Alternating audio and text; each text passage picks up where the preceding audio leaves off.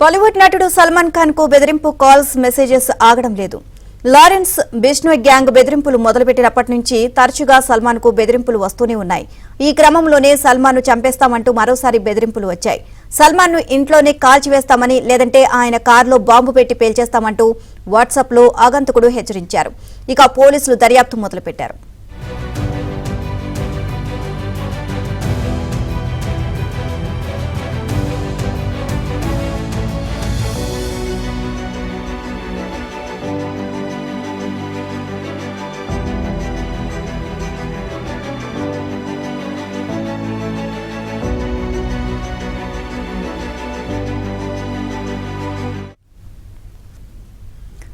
Lawrence Bishnoi gang పేరిట సల్మాన్ ఖాన్ కు కొన్నాళ్లుగా బెదిరింపు కాల్స్ మెసేజ్లు వస్తున్నాయి. ఇటీవల అతని ఇంటిపై కాల్పులు కూడా జరిగాయి. సల్మాన్ సన్నిహితుడు అయిన ఎన్సీపీ నేత బాబా సిద్దికీని హత్య చేశారు. ఈ నేపథ్యంలో సల్మాన్ కు భద్రతను పెంచారు. అయినప్పటికీ సల్మాన్ కు మాత్రం బెదిరింపులు ఆగకపోవడం పట్ల అభిమానులు ఆందోళన వ్యక్తం చేస్తున్నారు.